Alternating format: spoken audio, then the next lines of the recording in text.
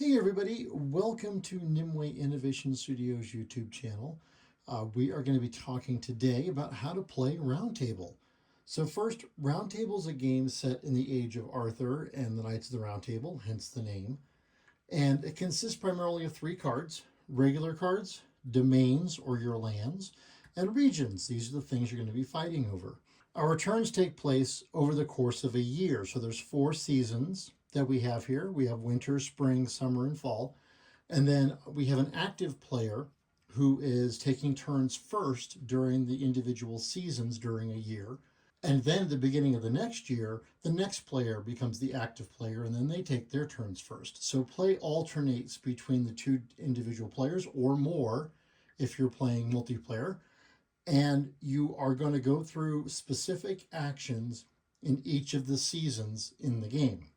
We created this little turn keeper. It just has the 4 individual seasons as little icons for them. And then you just simply move this token between them when you are moving between the seasons, just to keep track of who the active player is. Is it this player or this player? And then what season you're in. Again, when you go from fall to winter, that's when the active player would change to the other player, and then they would take actions first.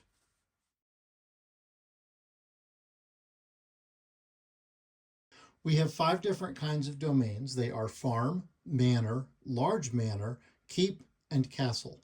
Each of these will upgrade an existing one and add its resource points to ones that already exist. So if you were to add a manor on top of a farm, you would have 1 resource point plus 2 resource points, or 3 total. This allows you to have a good variety of ways to pay for the individual knights, titles, equipment, etc. that you are bringing into play.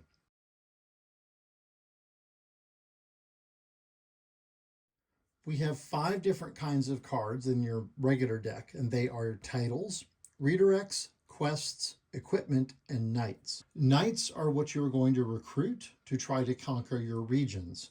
We'll talk about that in a minute. You can equip them with equipment, you can grant them titles, and you can send knights on quests. Or if you have a knight that's been quested, you can redirect them back to being active so that you can have them participate in campaigning again, which we'll get. Regions are what players are competing for. You are recruiting knights, giving them equipment and granting them titles to conquer regions of Britain. And you can see here's the name of the region. This is Sussex. It has a resistance of 12 and it has a renown of 4, meaning that you will gain 4 points of renown for capturing that region, or your opponent will.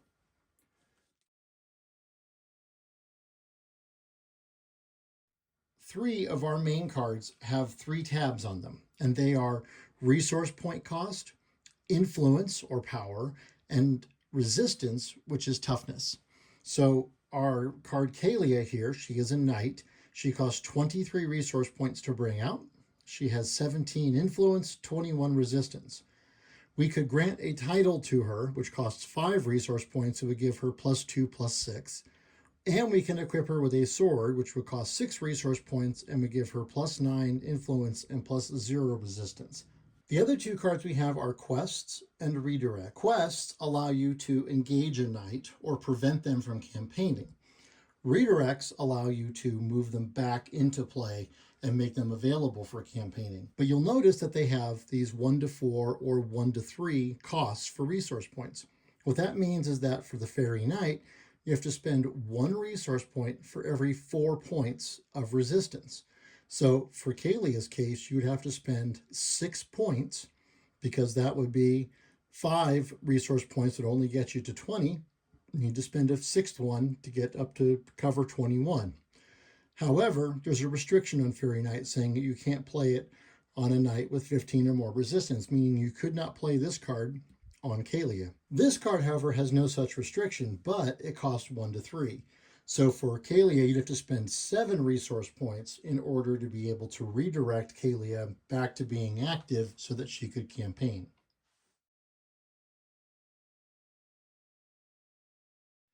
In Roundtable, you have to pay for the upkeep of all of the cards that are in play all the time. So, for instance, if you have Kalia in play, you need to have 23 resource points available and actively paying for her every turn. So I simply denote over here, I have my castle, which is 11 resource points, my keep, which is 7, my large manor, which is 4, and my farm, which is 1, and that is 23 points, just to pay for Kalia. That also is the case for our opponent over here who has Agravain, who costs 4 resource points, his Queen's Knight title, which is 4, and his Excellent Sword, which costs 3. So that's a total of 11. And so he has his castle tapped to pay for that. You can turn your cards however you like to, flip them over, rotate them 180 degrees, rotate them 90, whatever's most comfortable, just to simply denote that you are using those resources to pay for things that are in play.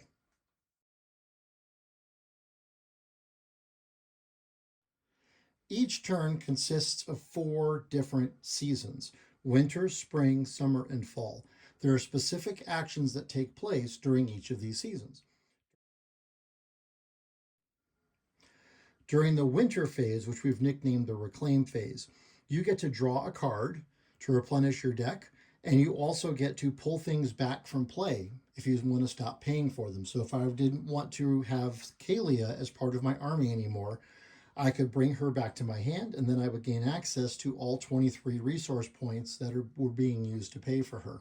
At the end of any season, you can only have 10 cards in your hand. So you need to make sure that if you're pulling things back and drawing cards, that you are not going to exceed that 10 card threshold, or you're going to have to discard.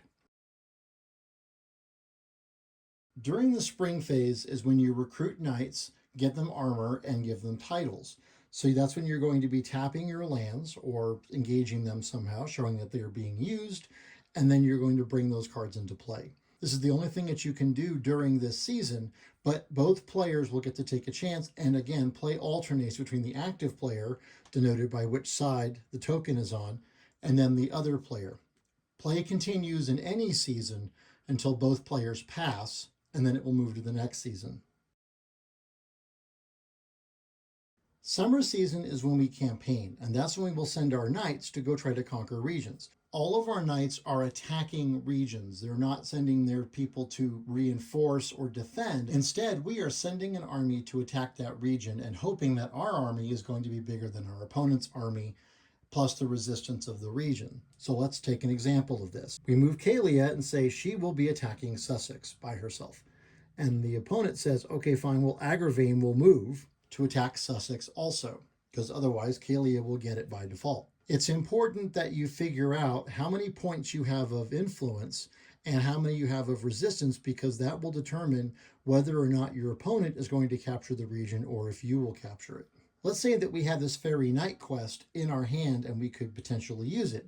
We would look at what it says for our cost, which is 1 to 4. So I have to spend 1 resource point for every 4 points of resistance. And then we look at our opponent. He only has 2 points plus 2 points plus 0. So he only has 4 points of resistance total. And we could potentially quest Agravain to go off and not participate in the campaign. This can be really useful to get your opponent's knights out of action and reduce their ability to capture the regions that you're attacking, or even other regions. So if we were to spend this, we'd say 1 to 4, he only has 4. So I would tap 2, and I would untap 1, showing I have 1 remaining.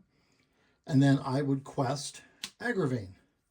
If the opponent didn't have any redirects, then Agravain would go off and go on his quest. He's going to fight the Fairy Knight. And then that would mean that Kalia would very easily conquer Sussex by herself. Let's say that our opponent does have a redirect, and this is it right here. It's a visit from Nimue, and it's 1 to 3. So they would have to spend 2 resource points to redirect Agravain back to being active. So they would spend 3 resource points, and then they would redirect Agravain to being active again. If there were another region in play, they could then send Agravain to a different region or back to the region that they are originally attacking. At this point, though, the Fairy Knight is spent and Visit from Nimue is spent, And then the player has an opportunity to decide what to do with Agravain.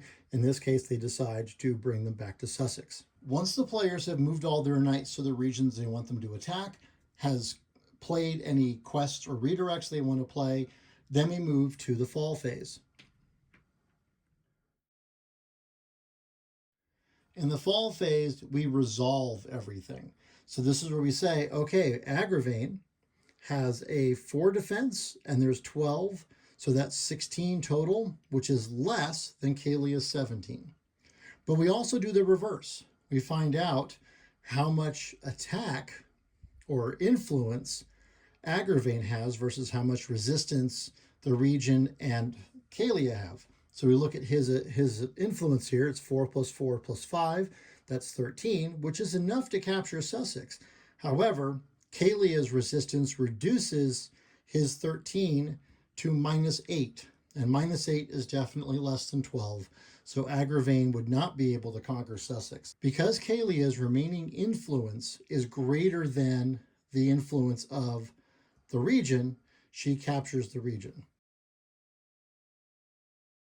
Now, in the case where both players have sufficient remaining influence to capture the region, the player who has the most will capture it if their remaining resistance exceeds their opponent's resistance by the renown. In other words, it's not enough to simply beat the other side by 1 point.